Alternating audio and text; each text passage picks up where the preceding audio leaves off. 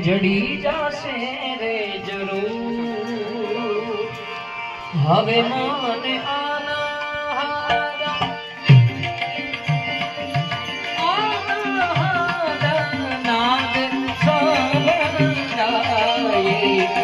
ગુરુજી મારા એ જીવને છીનો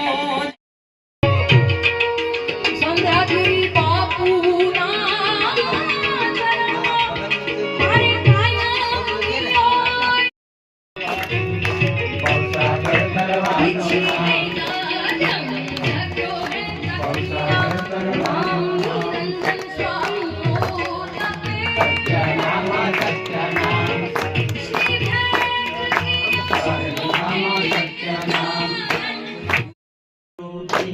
કાયમ દયાલ સાહેબ આરતી હો સાહેબ આરતી હો આરતી કરું સતગુરુ સાહેબની આરતી કરું સતગુરુ સાહેબની પરસ ગુરુ શરણ શ્રી હજુર અર્ધનામ આચાર્ય સાહેબ પાય લાગુ સત્યનામ બંદગી સાહેબ પાય લાગુ સત્યનામ બંદગી સાહેબ પાય લાગુ સત્યનામ બંદગી સાહેબ બંદગી સાહેબ લેન્ડ સર બિના વીડિયો નહીં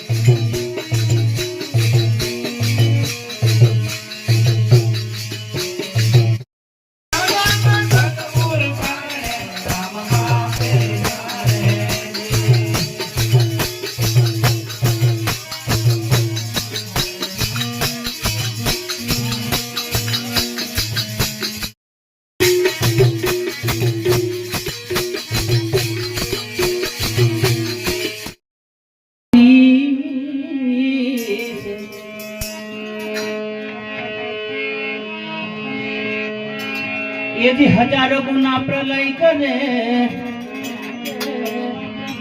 अरे मारा लाखों गुना बख्शी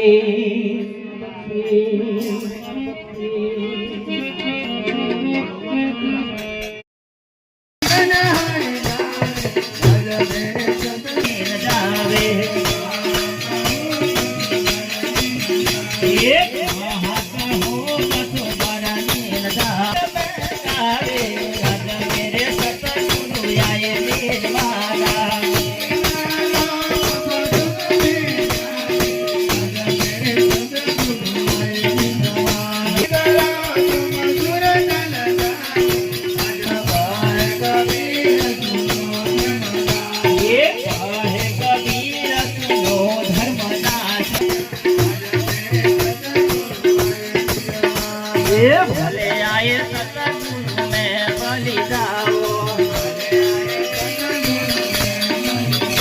ये भले आए सतगुरु में बलि जाओ माया जगह में राजे भले आए सतगुरु में बलि जाओ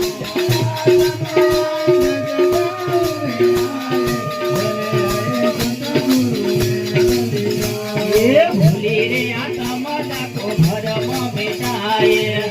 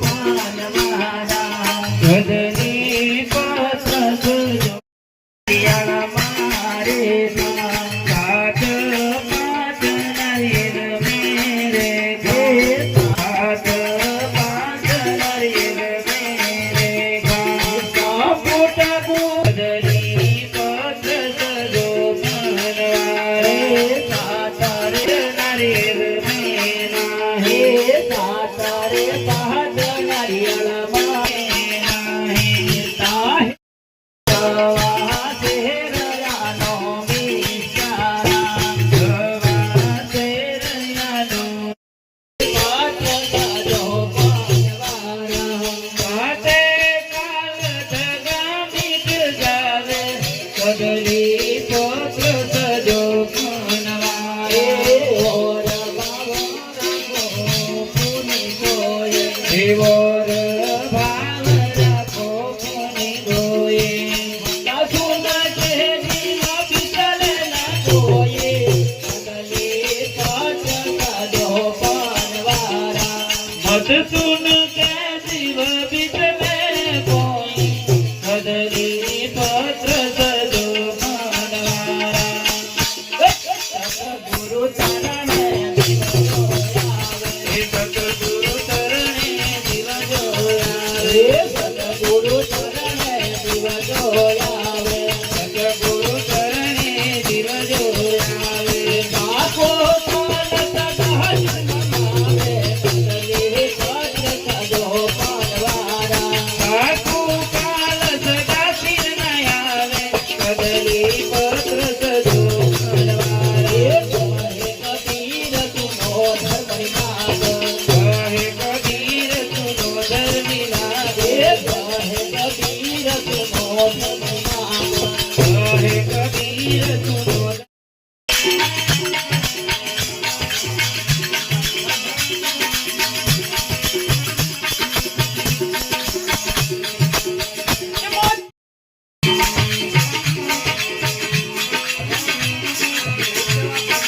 એ ભમરા ઉડિયા નાગોને માય બાપોને જોડમ લઈ રહ્યા રે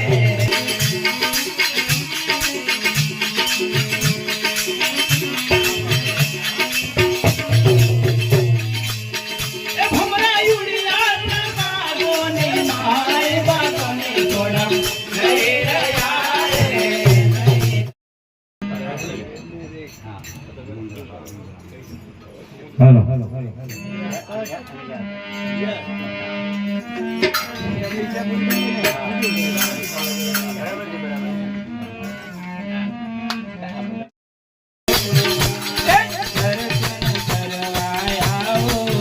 ગુરુ પાટે પધાર્યા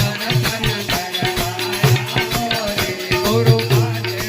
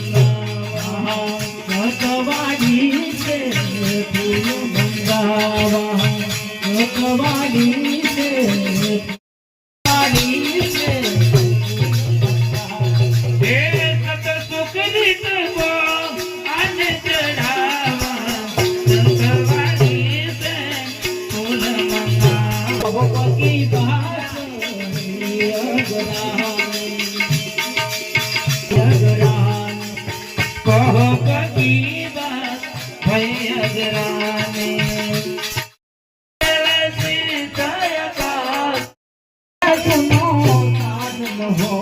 હે જીવાય તો તર પર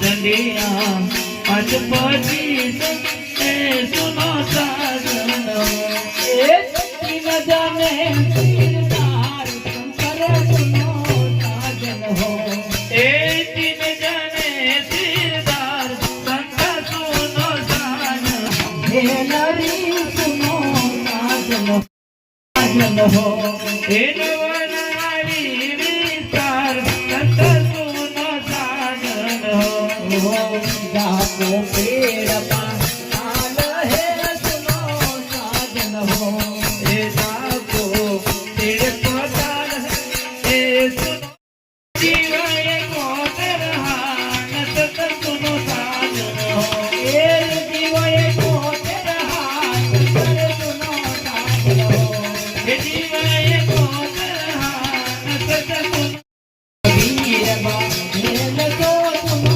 સાજન હો कबीर तेरे तो सुनो साजन કહે કબીર બા હેલ તો સુનો સાજન હો कहे कबीर तेरे तो सुनो साजन એ રાણી શ્યામતી ચિરદાર સંત સુનો સાજન હો ए रानी એ રાણી શ્યામતી ચિરદાર સંત સુનો સાજન હો સાજન હો कहे कबीर बंदेल है सुनो साजन રાણી ઇન્દ્રાવતી ચિરદાર સંત સુનો સાજન હો रानी इंद्रमती सिरदार सत सुनो साजन એ તો સપકો ભોગે લાગે भक्त पुरुष को ઘર કોની રમણ લીલા सुख सागर को निर्मलीना હંસા સ્વરૂપ ભયો હે લીલા સત પુરુષ કો ભોગે લાગે हे हंस स्वरूप भय शरीर तेरा संत पुरुष को भोगे लागे जो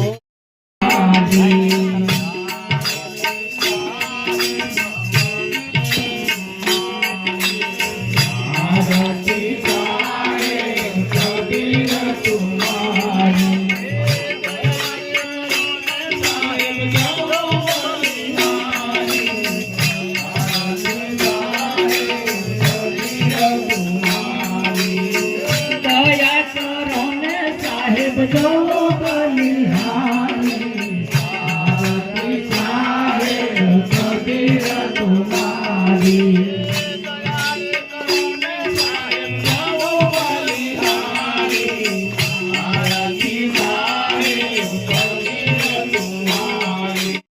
આચારો કરી સમોદર હટાવીએ આરતી સાહેબ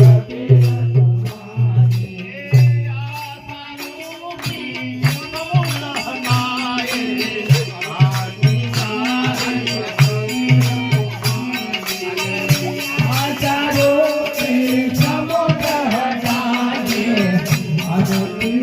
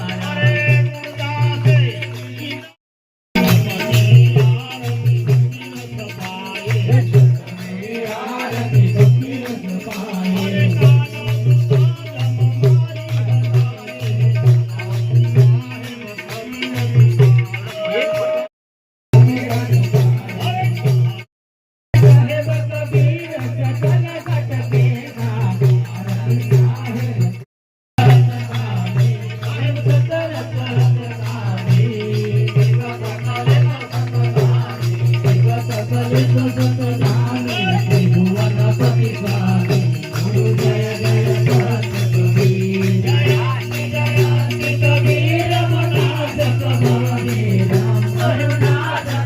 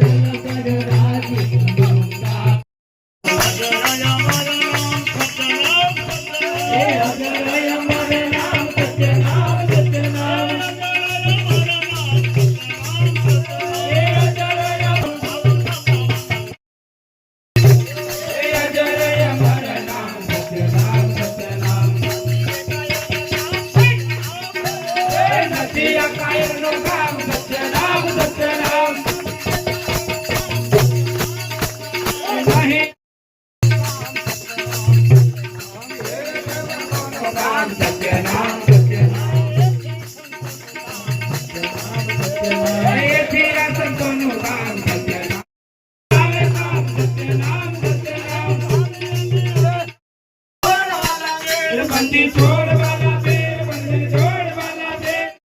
की जय। संत समाज की जय। अपने अपने माता पिता की जय। अपने अपने गुरु साहेब की जय। आज का भौम की जय साहेब। हमारे घर આનો આનંદ છે, લાભ છે. તો આજે અમારા સ્વર્ગસ્થ અમરા કાકા તડવીના દીકરા મોતીભાઈ, સ્વર્ગસ્થના દીકરા શ્રી સૌજીભાઈ અને એમનો પરિવાર આપણે આજની આ ધર્મસભામાં હરિદાસ સાહેબના સાનિધ્યમાં અને પધારેલા અન્ય સંતોના સાનિધ્યમાં આજે એક આરતી પૂજા થઈ એ બહુ આપણા પુણ્યની વાત છે. જ્યાં જ્યાં સુધી આ સાહેબનો અવાજ આવ્યો છે ત્યાં સુધી આરતી વાગી છે, જ્યાં સુધી આપણે મ્યુઝિક સમજાણું જો નહોતા કહેતા કે ભાઈ આંબા વાવીને જજો. આ હમણાં ભજનમાં હતું ને કે બાવળ ના ઉગી જાય કર્મમાં ક્યાંક, નહીં તો આખી જિંદગી કાંટા ખાવાના આવે. તો એ ભક્તિનો માર્ગ છે, આ હેલી વસ્તુ નથી. કોઈની નહીં, કોઈની કોઈ સિવાય બ્રહ્મા વિષ્ણુ બધા શંકર ભગવાને કીધું ભાઈ તમે હારાજી જ નથી કરો અને તમે પૃથ્વી આકાશનું બધું પરિવર્તન કરી આવો તો તમને હું મોટા ભા બનાવી દઉં. તો ગણપતિ સેવા કરી એનો નંબર પહેલો. પ્રથમ પૂજાયા ગણપતિ, તો કોઈ ભગવાનની સેવા કરી નથી. તો મો બાપની જ ખાલી સેવાથી પ્રથમ પૂજાયા બાંગણા. તો આજે અમારે મોતીદાસ સાહેબ દીકરા છે, અમારા સાહેબ એમનું કુટુંબ પરિવાર એક દરજ્જા પર છે, એમનું જીવન આ રીતે ધન્ય જીવે. અને સાહેબને પ્રાર્થના કરું કે આપની જિંદગી સાહેબની શરણમ की जय।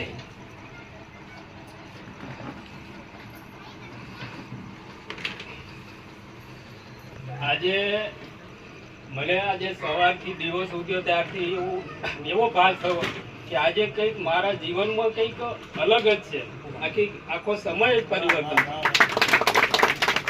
કે ભાઈ અત્યાર સુધી મને લાગતું હતું કે મારા જીવનમાં કંઈક થોડું અંધારા જેવું લાગે છે, પણ આજે જ્યારથી દિવસ ઉગ્યો ત્યારથી એકદમ અજવાળા જેવું લાગ્યું. એ એનો પ્રતાપ બી છે કે એ એક કબીર સાહેબનો પ્રતાપ છે. તો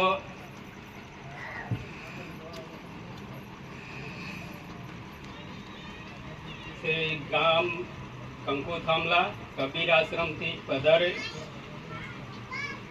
મહંત શ્રી 108 હરિદાસ સાહેબ તેમજ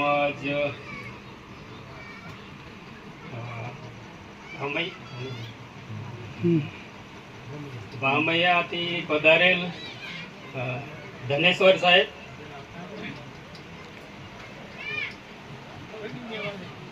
જે મંડળ સાથે પધારેલ સર્વ સંતજન તેમજ દૂર દૂરથી પધારેલ અમારા સગાવાલાઓ, એમાં બામણોલીથી પધારેલ માનસિંહભાઈ, રમેશભાઈ, પ્રવીણભાઈ, આ સુખરિયા,